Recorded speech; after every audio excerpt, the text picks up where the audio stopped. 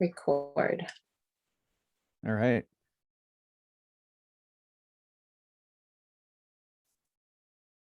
All right, so we are live with this recording. It's a different type of a stream today. Thanks for tuning in. I'm with Paul Szauter. Is that how you correctly pronounce the last name there? Perfect. And he's kind enough to sit down and chat with me, go through this founder survey, and we were having some tech problems with it originally on the StreamYard live to YouTube, so we decided to pivot into doing it on Zoom and uploading this recording. So if you're watching this back, then you are going to be this is a little bit different from what we normally do. So thanks for tuning in, and thanks, Paul, for doing this and taking time out of your day. Why don't we just start off with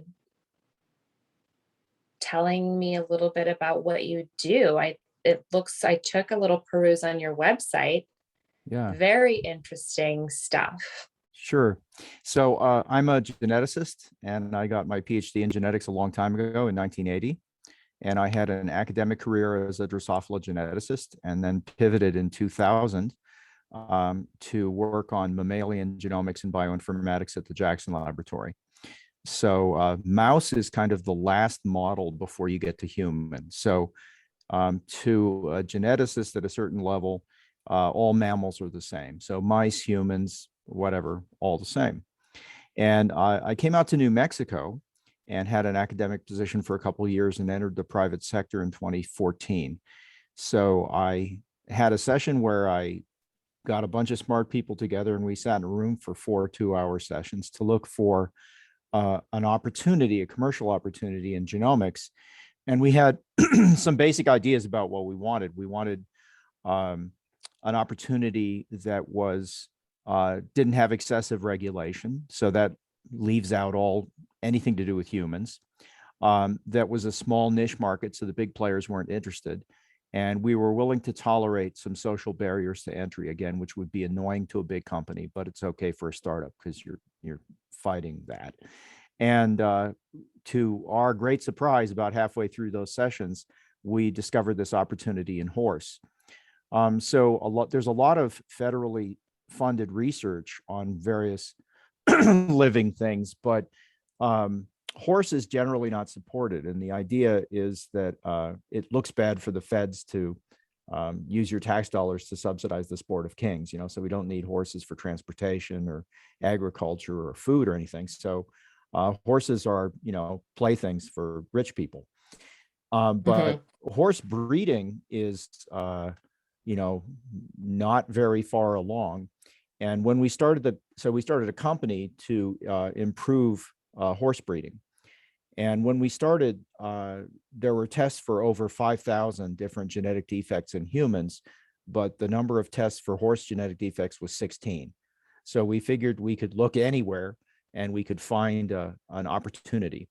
And it turns out a lot of horses have, it's very common to have sort of late onset muscle wasting disease. So they're 10 or 12 years old, and they start to have problems with gait abnormality and performance. And you can see muscle wasting, and they have, episodes of this, and they really can't do their job as a horse anymore. And it's fairly common, and there was no genetic test for this. And it's not like anybody had tried. So they had tried some approaches that told us about what not to do. And so we started a company, and we said, well, let's just start working on that because we could start anywhere. And within 6 months of starting the company, we had identified the first of the genetic variants associated with that disease. And we now sell a panel of 6 genetic tests that test for genetic defects that we believe predisposed to that disease. So that's our company. That's called EquiSeq. And there were lots of things we could have done in horse, but it turns out that problem was richer and more complex and more common than we first thought. So it's kept us going. And we're now past the 5-year point. So that means the company's going to survive, right? So about the 5-year survival rate for startups is about 20%, as you probably know. So we've made it to the point where we're a small company. We're not profitable because every dollar that we make that we don't spend on necessities, we channel back into research. And we suspect at some point what's going to happen is that the tests are going to be more widespread. We'll have more revenue. So we have patents out. We're working on publications in peer-reviewed scientific journals, and with more widespread acceptance, we expect things to go well. So mostly because you don't have laboratory horses, we've been identifying horses that we wanted to study on Facebook groups. So there were a couple Facebook groups devoted to the disease that we work on, this muscle wasting disease. And we were able to recruit horse owners who were willing to share health information, DNA samples and videos and photos and everything. So we've been learning from horse owners on Facebook. So it's really kind of an odd scientific endeavor. I spend a lot of time on Facebook. I spend a lot of time going to FedEx and Office Depot and the post office. And we have some limited wet lab capability in North Carolina, but mostly we collaborate with other laboratories to do our genetic tests and to do pieces of research that we're doing. So it's a really interesting opportunity. And one of the things, because I'm a recovering academic, one of the things that we're able to do is we've been able to provide real opportunities for young people. So I'm used to undergraduate researchers or grad students. And so we tend to take students in their 20s who are either grad students or preparing for grad school. And we give them an opportunity to work at the company and do scientific research. And these days, it's really hard to get into grad school without research experience. And we're in Albuquerque, and University of New Mexico has some research opportunities, but a lot of students graduate with a BS in biology and they haven't done research. Those students are not candidates for grad school. They're not going to get into grad school without research experience. So our bioinformatics analyst left 6 months ago to go to like one of the top grad schools for equine research in the country. So we're really proud of that. Our first CEO went on to other endeavors, and it looks like we're about to replace our second CEO because he just graduated with a PhD in December. He also has an MBA and he started his own company. So we're about to hand off the CEO position in the company to a third grad student that actually he just graduated like 2 weeks ago. So it's been really great to provide an opportunity for people as a stepping stone to get laboratory and research experience. And we've been able to make some interesting scientific discoveries and do some interesting science. So that's our company in a nutshell. And we hope the tests will be more widely adopted and maybe used by breeding societies, but that's a few years down the road. We have collaborators all over Europe. There's a European company that's licensing our patented tests, and they're having good success introducing there, and some of the breed societies are interested in more widespread adoption of the test. So that's where we are right now. We have survived, and it looks like we've just did quarterlies. We grow about, if we compare this quarter to the same quarter last year, because it's seasonal, for the past couple quarters, it's been 60% growth compared to the same quarter the prior year. So, things are going well, and but we're here to talk about all the challenges, right? So that's the capsule summary of the company. But yeah, when do I you give that have summary, horses? No, I It's don't. such I don't know anything about horses, and right. I think that's it's not true just of the so other people in interesting. the company. Yeah. So our first CEO was a horse person. We have an equine veterinarian, an equestrian who's also a veterinarian on our board. And Yeah, we had and our bioinformatics analyst who just went off to grad school was also a horse owner. So we have lots of people that have horses are attracted to the company. It's quite helpful when you talk to horse people. But I really yeah, don't know anything about horses. So all mammals are the same, and muscle is pretty much the same across mammals. So that's my kind of level of understanding. I yeah, have done some field work with horses, but people are patient with me. Fortunately, horses love me. Most animals love me because I just give off some kind of vibe where I connect with them, and I get along fine with all of them. But I haven't ridden in decades, and but they let me handle horses when we're doing some field work. We take blood samples and muscle samples from horses. Okay, cool, cool. Yeah, I just actually rode my first horses in New Mexico. It's very nice. Oh Lovely. yeah, great way to see the scenery. Yeah, it's nice. It's like a hike without the Without wearing your hiking. boots out, right? Yeah. So when we started the company, my immediate goal was to go through a startup accelerator. So I went through a Okay. local accelerator called ABQID, and Mhm. they teach all that customer discovery, get out of the building stuff, and try to get you. And they also teach you how to pitch, right? And so I had plenty of experience that because I had teaching experience and theater experience, so I'm not afraid to stand in front of people and talk. Mhm. But still, it's really useful. And there's a thriving entrepreneurial community in Albuquerque, as you know, from coming to Million Cups. So at first it was all kind of dazzling because I don't have any business experience. But now when I listen to other entrepreneurs, I see the things that are common across countries. And the stuff that we're mostly supposed to talk about today is common across startups. Do you want to be a little bit more specific with that? That's Sure. So when I got started in this, since I had no experience doing this, and I'm an academic, a recovering academic, I read a lot of books, right? And one thing that they identify about the challenge of a startup is, well, I mean, if you're doing a really interesting startup, not a food truck, right? If you're doing an interesting startup, you're doing something that is unlike anything that exists, right? And your goal is, we're going to bring something into the world that is an improvement over whatever the status quo offers as a solution. And for it to work, it has to be like 10 times better than whatever the status quo is offering. So in general, others people's response to a founder who wants to bring something in existence that doesn't currently exist is that you're nuts. You should just go get a job and work for the man, right?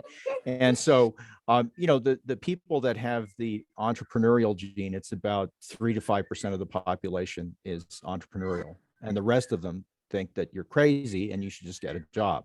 So the immediate thing that happens is that you're somewhat emotionally isolated. Even if those people are your friends, you just can't listen to them when they say that stuff, and you say, look, I've just chosen a different path and I hope it works out for me. And any startup is going to have internal secrets, right? You're going to have stuff going on that's not public. And you also have a public face where you're talking to potential investors or customers. And as far as theirs concerned, you have to be seamless. You have to have this, these bright prospects, and you're very enthusiastic about the future, and all the details are taken care of, and you're running a cool company. That's not actually the case inside the company. So the problem is that you might have things that are bothering you, that are on your mind, and you can't talk to anyone inside the company about your misgivings unless they're part of the solution, because then they'll think, well, the guy is nuts. He's doing something that's never been done before, and he's not sure it's going to work. So I better look for another job. So you really can't share, right. those dark moments with the people inside the company. You certainly can't share them with people outside the company either, because you're asking for customers or investors or something, and they don't want to hear that either. So you're Right. left with emotional isolation. And that applies to both good and bad things. Sometimes there's something really good in the pipeline. Actually, right now, our company has something amazing in the pipeline, but I've already signed an NDA and I can't discuss what's going on until we're done. And we're not going to finish that for maybe 8 months from now. And so 8 months from now, we'll have some big news if everything works. But Right. we are legally not allowed to discuss this with anyone in public, right? So you're not allowed to discuss your potential triumphs in a science company until they've occurred, and you certainly can't discuss your misgivings.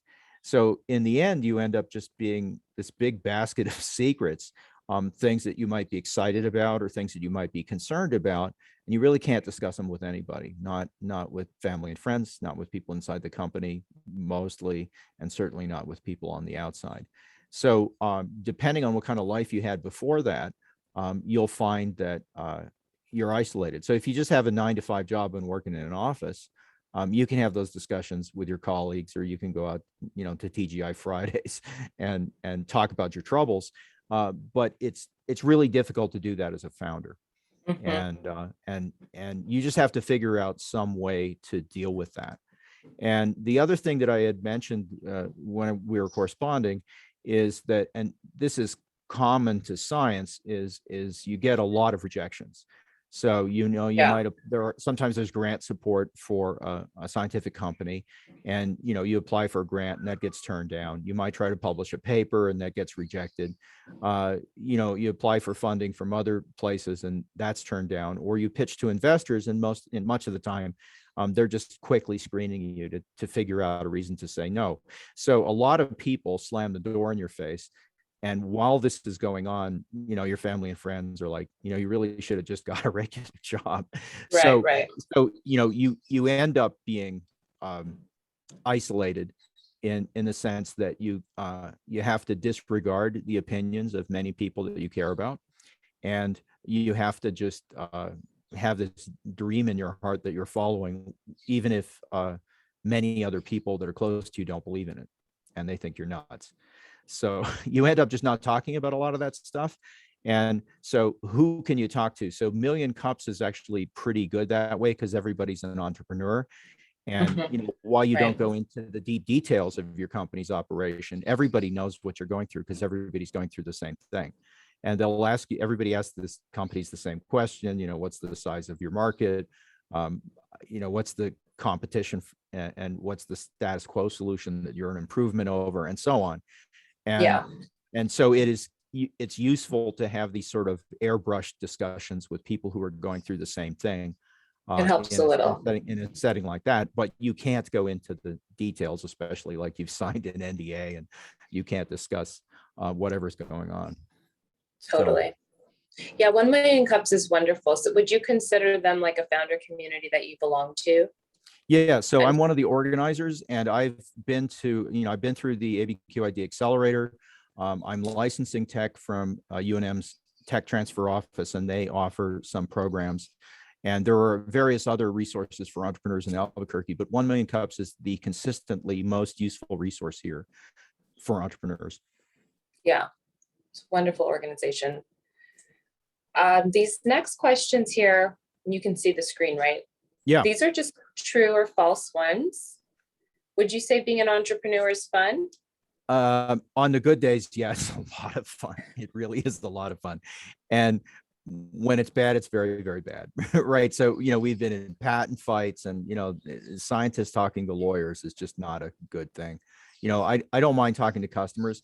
I will also say that because we're disrupting the status quo, the horse industry is very strange that way. And I would say it's fair to say that there's not a week in the past 5 years that I haven't gotten hate mail, and some of it is public. Wow. So it's posted publicly about us, and I always have to take the high road to answer that. You can't just get down in the mud with the people who are trashing you, because it's not good for your image. You have to write an answer that everyone's going to see, and so you know that's Yeah, just adulthood, and I'm that's arriving at it interesting. late, you know. So yeah, So I would I say would when say, it on a good day, yes, it's fun. okay. So true, or should I put false? True. Okay. Being an entrepreneur is hard. Yes, because there's really nothing to prepare you for it. You could go through a startup accelerator and you could read a bunch of books, but until it's your startup in your hands, where the details are different from anything you'd find anywhere else, you don't know what the challenges are going to be, and you don't know what you're going to be called on to do. So yes, in that sense, it's hard. Do you feel understood as an entrepreneur? Yes, in the sense that, like, I gave you the capsule description of the business, and you can say, yes, I understand that.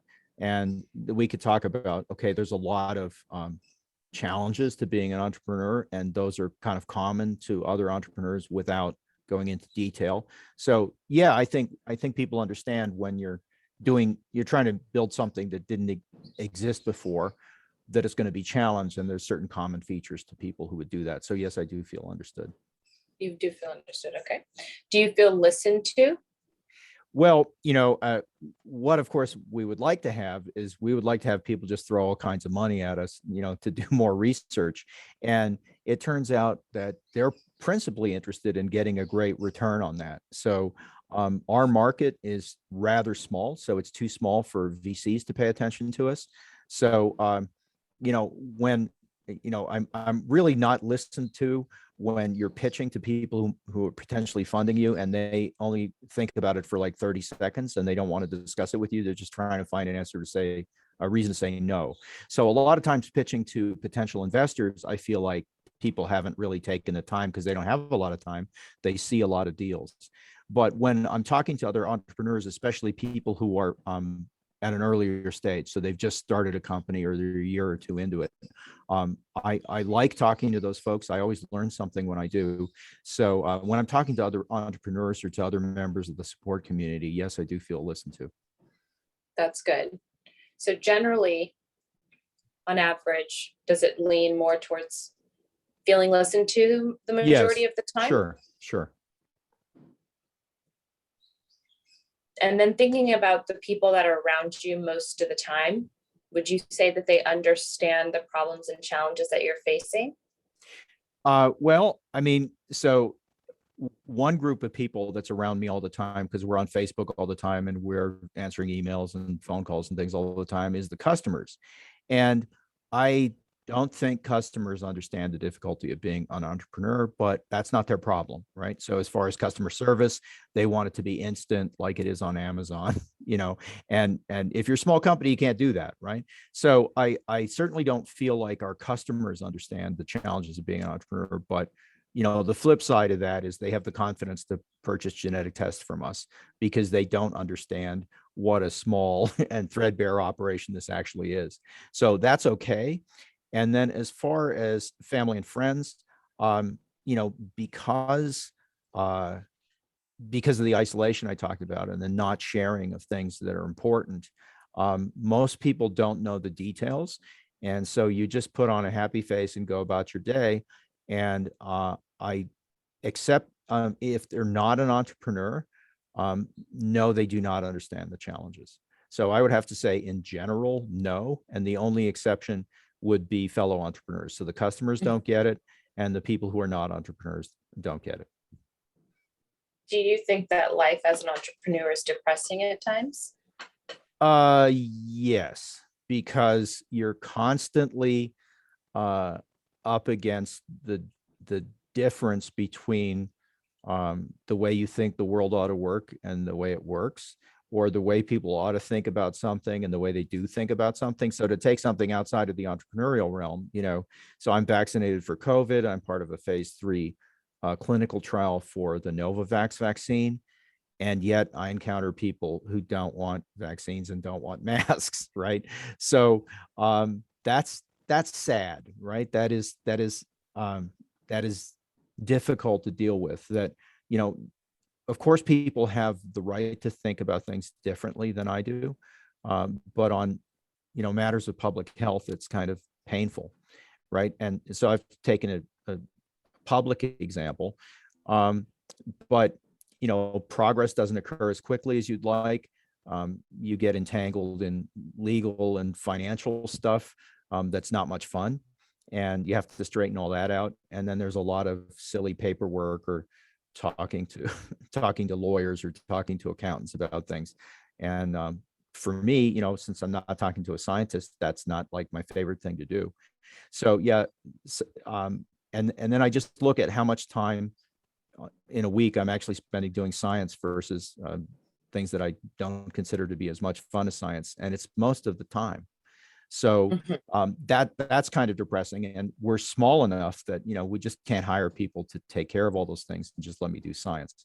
So it just the distribution of the workload and the tension between the scientific way of looking at things and the status quo way of looking at things is depressing sometimes. Yeah.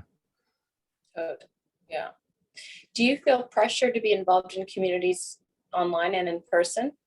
Well, it's not like I feel pressure. I found it to be actually quite helpful. So, I have self-selected to be part of the entrepreneurial community, to be an organizer at Million Cups, to be a mentor to other people. And the reason I do that is not, because I'm a saint or anything. It's just helpful. So when you help somebody out who's in an earlier part of the journey than you are, you do learn things and you build relationships. So um, the people who think they can be an entrepreneur, on their own without connecting to the community, I think they're mistaken. I think they actually do need to be connected to the community to keep from collapsing. So if somebody was resistant to that, they might feel pressure to be involved in those communities. But I've always found it to be helpful. And so I just signed up right away. Yes, well said.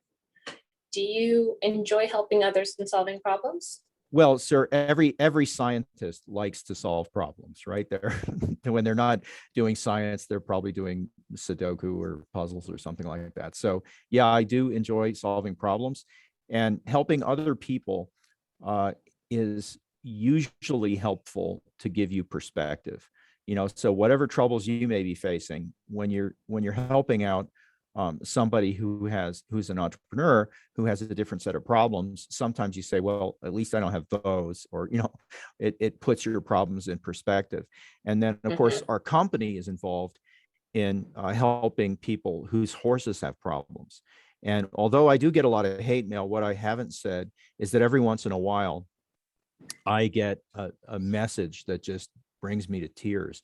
So I remember this one time after a rough pitch in another city, I came back to the hotel room and flipped open the laptop to see what was happening in Facebook, and a horse owner was giving advice to another horse owner about whether they should use our tests or not, and they said he gave me back my horse. So there are things that people can do to mitigate the progression of the disease. And people had horses that vets said, you really should consider euthanasia. And after our test and some advice from us and other people, the horse is okay again. I mean, it takes a lot of maintenance, but they were on the brink of euthanizing a horse. And so that is really rewarding when that happens. And there are quite a number of people who've done that and then publicly said, this company, this test saved my horse. Yeah. So when it takes you a few days to reply to someone asking for your help, do you feel guilty? No, I think people do understand that, like just reaching out to email, especially if they don't know me personally or face to face, it could take a couple of days. But most of the time, people in the entrepreneurial community in Albuquerque, it's a lot of fun to talk to them. It's a nice break from some of the toil. So, I'm usually pretty fast to get back to people to figure out a time when we can schedule, coffee or a Zoom session. So, no, everybody understands everybody's busy and overbooked. So no. Do you feel pressure to appear to look like you know what you're doing? Yeah, absolutely. Right. And that was from the get-go, when I really had no idea what I was doing. I mean, I would listen to people, I would talk to people, but you know, everybody figures there's some reason why you did this company, right? So when we coach people for Million Cups, we're like, okay, why did you start this company? You must have something about you that made you want to do this. Now, you probably have areas of weakness, and you either are going to hire people to do those things or you're going to get better at them. So you may not know, how to do bookkeeping, but if you have somebody part-time who's your finance person, they'll tell you how to do it. You may not be very good at presentations, but there are people willing to train you in that. But yeah, everybody is supposed to look like they have a clear strategy and that they're executing it with confidence, even if that's not completely the case. So yeah, everybody is under pressure to look like you know what you're doing as a founder. Mhm.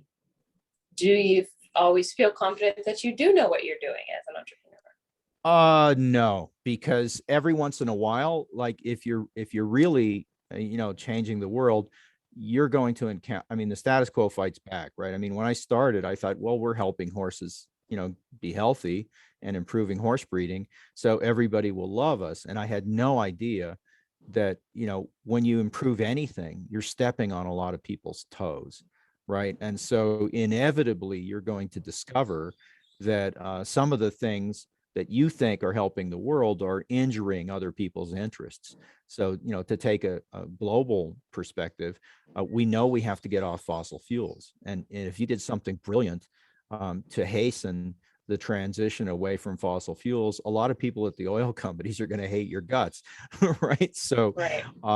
that's tough, right? And so, it's really difficult to gauge what the status quo is capable of doing in any Mhm, given area. mhm. And so, you just have to be confident in your ability to deal with unstable and surprising situations. And sometimes when I'm faced with one of those and I'm a little bit overwhelmed, I'm like, look, you're 5 years into this. You've done a lot of, there are other times in the history of this company when you felt like, you were up against the wall and you got through those, right? So you apparently, the track record says you have what it takes. So you probably have what it takes to handle this. But I have to talk myself into it sometimes. Yeah. I do understand that. Do you have people that you can speak to about your deepest thoughts and challenges about being an entrepreneur? Wow. I would say no. Right. So the really deep stuff, um, as I said before, if you say, in this one area, I'm not sure that I have what it takes to go on. Nobody wants to hear that, right? So they're either going to tell you to quit, which is not helpful for morale, or they're going to say, I told you so, because I told you at the beginning that, this company was going to fail. So you don't want to hear that either. Mhm. So, you basically, some of the deepest thoughts and challenges about being a founder and entrepreneur, you're just going to keep to yourself. You're going to be alone. And that's really hard. It is really hard.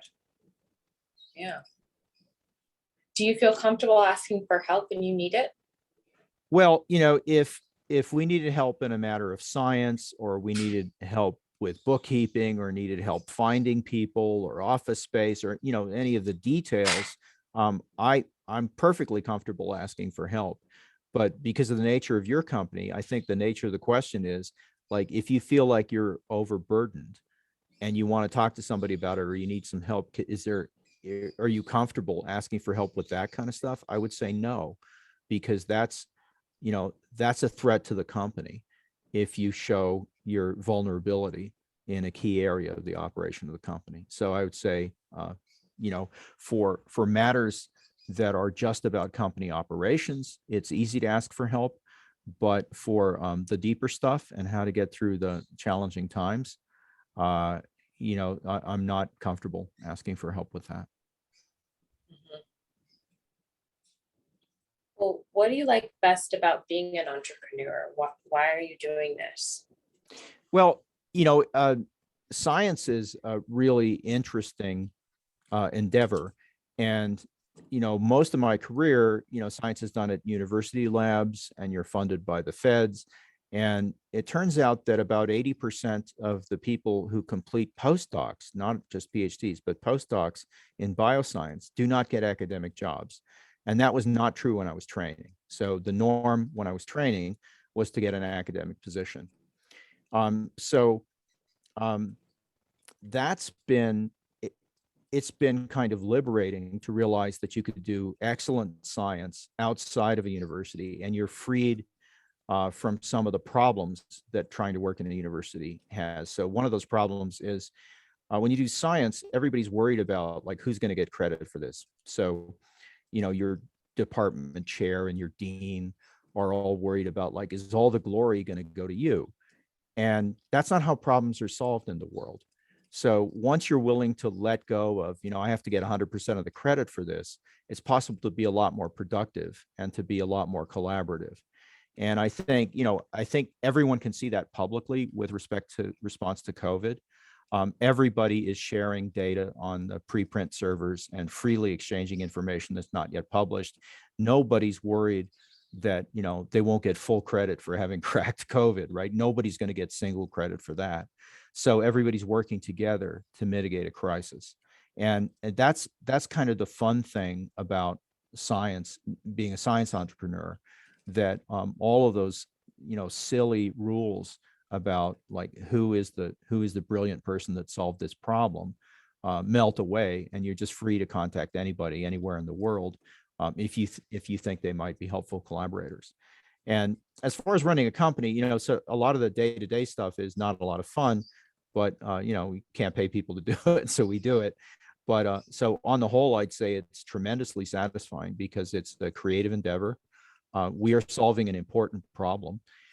Sometimes I see people that are starting companies that are doing things that, it's really hard to justify that it's a big problem. Let's say they're developing, Candy Crush 14 for the iPhone.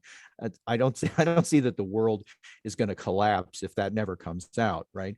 But it's been really helpful to all of us in this company that we know that if we do a good job and everything we do works and the tests are widely adopted, we're going to reduce animal suffering and we're going to benefit horse owners. So we're going to do some good in society if people, even though we're going to cause some people some pain and a lot of people are going to hate us on the way, the future that we're working on is better than the present.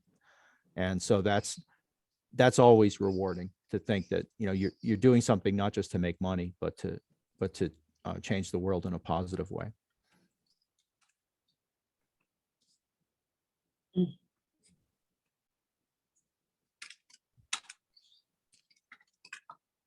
What do you like least about doing this? What's the most challenging aspect of your work?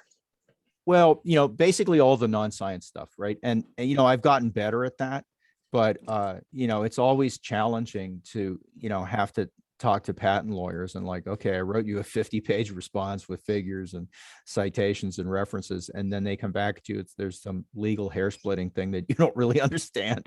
So that's not fun.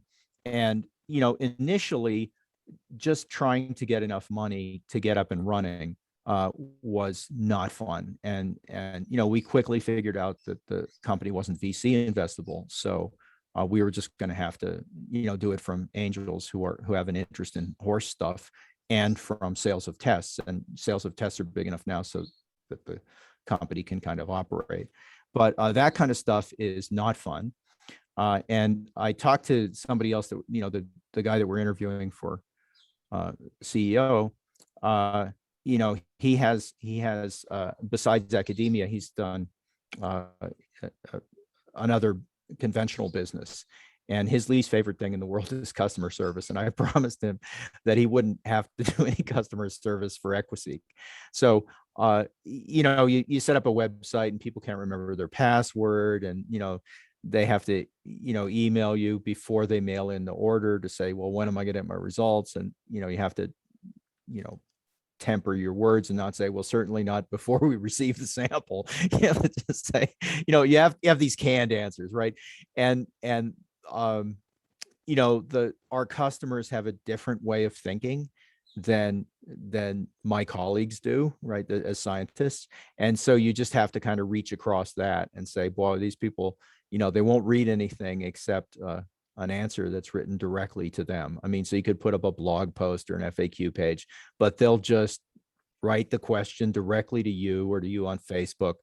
And even though you've answered it in the comment thread, 2 comments above them, you have to answer them personally. So, that's just kind of tiresome, but it's Right. not life threatening. It's just work. And you're like, okay, if you want to move the company forward and increase the customer base, you're going to have to be courteous to people who are, lazy and not good at using computers in this business. Like, and Yeah. there are other industries, like if you're developing software for other people that do software, you don't have that problem, right? But so that's not fun. And yeah, I would say in general, that's not fun. Also, there have been some times when, I was very financially strapped. I mean, we just couldn't pay our bills at home. I mean, the company was doing okay, as far as those things go, or we'd get a big bill for a patent thing and we didn't have the money on hand to pay it. and we had to wait for something good to happen in order to pay it, or ask one of our investors to exercise options in order to put up the money to pay the patent fees.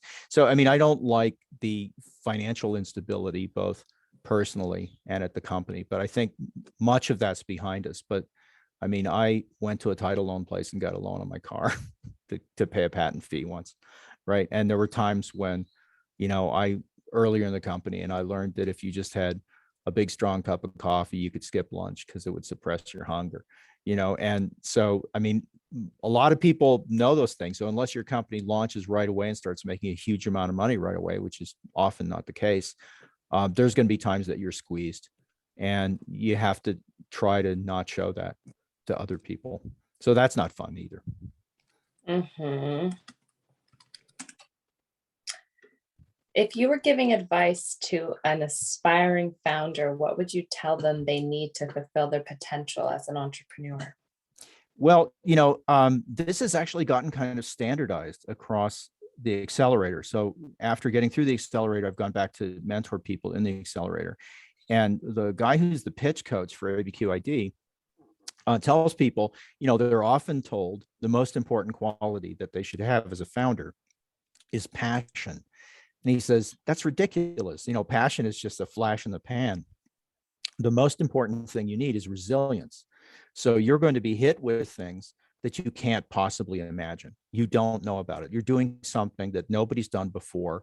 There are going to be unique circumstances, and you have to be able to take a hard blow from reality and keep going, because you have faith in what you're doing, or you have a long-term strategy you think is going to work out.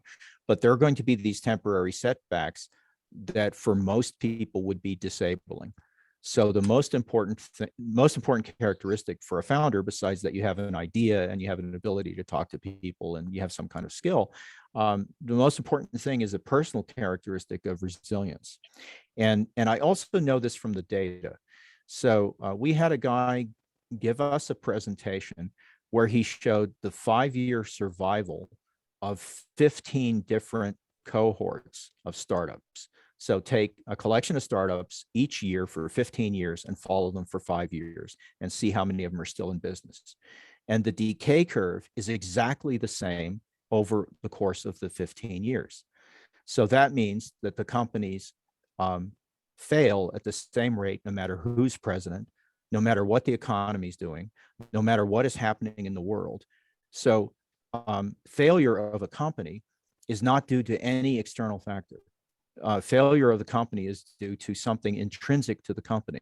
So the resilience of the founder, the ability to be nimble and to pivot, and those things do not depend on who's president, whether the economy is up or down, or whether we're in a period of regulation or deregulation.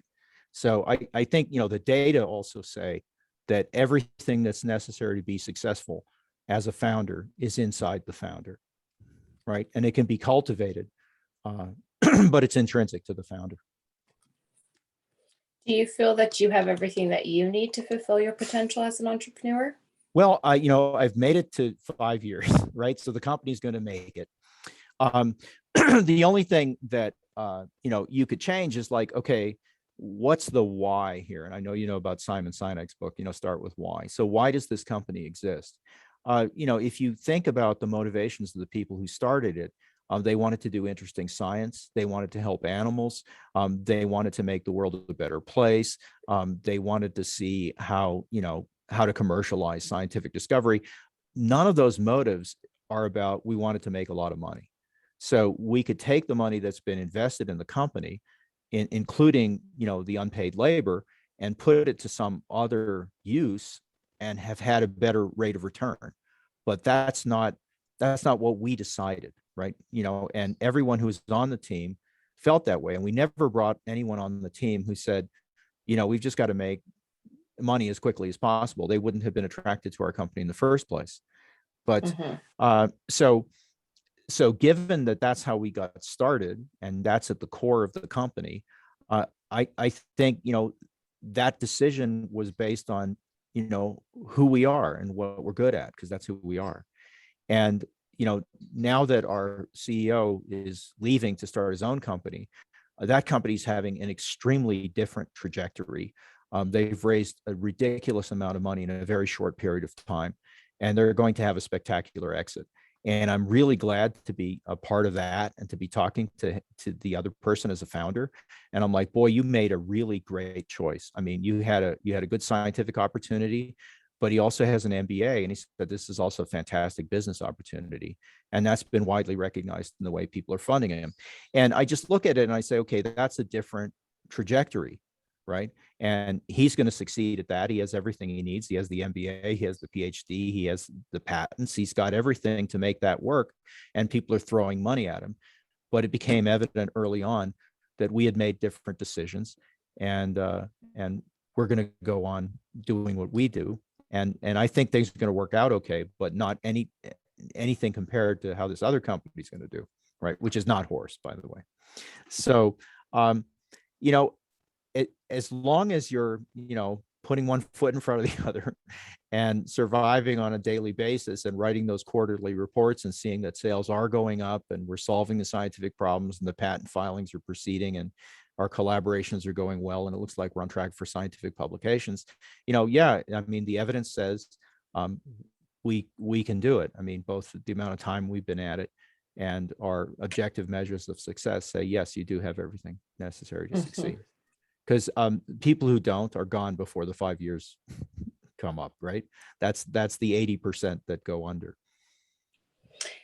Well, that's the good news. I've been doing this for 5 years, although this is the product I'm working on right now is only in its first year. So yeah, but it's a new product. But you've also seen, if you've been hanging around other entrepreneurs, you've seen people just burn out and disappear. I mean, they either can't take it, or they had a bad idea, or they had like a family tragedy or something like that, and just they got snuffed. A worse outcome is they get early money, and the people who put the money in their company seized control and drove it into a ditch. And the founder would not have done that, but they relinquished control too soon. And the people who gained control had money but didn't know how to run that company. So that's not going to happen to us, because no one's going to come to us with sufficient money to buy a majority stake in the company. Totes. Do you want to be added to my email list? Sure. There's no pressure at all. No, I'd love for to. that. Okay. Wonderful. Well, this has been really great. I know I could ask you tons of more questions, but yeah, thanks for the hour. Plus we had some tech problems. So I really appreciate your time, Paul. And it's exciting to meet you at this point in your journey and get to stay up to date with all of the good things coming your way and the differences you're making. And is there anything I can do to support your work? Well, I mean, I think what you're doing is really interesting, because there were probably times in the first year or two where I certainly would have used QUOKA. I would have said, I want to talk anonymously to somebody about how rotten this is. I just want to unload about some horrible person or some unfair treatment or some bad deal, and it would be safer to do that anonymously. So, I really appreciate what you're doing. And I hope that people in the first year or two of being a founder will take advantage of it, because I think it could make the difference between the company surviving to 5 years and not, right? Because we know that that's internal to the founder. Yes, definitely. And that's an interesting point that you make, because we've been looking at, I've been looking at, the different levels of entrepreneurs that there is, depending on where you are in your journey, and even entrepreneurs, people that want to enter in, and started to collect data from those that are signing up to use QUOKA, what stage they're at. And it's just interesting stuff. I'm a little bit of a researcher myself, I suppose. Doing all this research. I mean, yeah. One of my entrepreneur friends is like, stop doing research and just build the product. Yeah, well, the data are out there on why the founders fail. And the question is, can you move the needle? Great question, right? You're going to find out, right? Is what you're doing going to help? So are people who are going to use what you're providing, is that going to be enough to get them over some of the worst humps? And are you going to improve their success rate? And I hope that's true. Right. Indeed. It's important. Thank you, Paul. I appreciate you. Keep in touch. All right. And Thanks very much. Just keep it up. All right. Come on out to New Mexico when you can. Thank you. I will. I'll be there probably end of September. That's what I'm gonna go there to, what am I doing over there? House sit for my dad, and then drive up to Colorado Springs to present at 1 Million Cups. Oh, perfect. Yeah, that's if a nice everything drive works too. out. Yeah, that'll be great. Well, good Yeah. luck with that. Yeah, so maybe we'll do maybe there'll be like a little mixer in Albuquerque or something I can stop by. I know you guys have a bubbling community there. Yeah, that's wonderful. All right, good luck to you. Thanks, Paul. Talk to you soon. Bye-bye.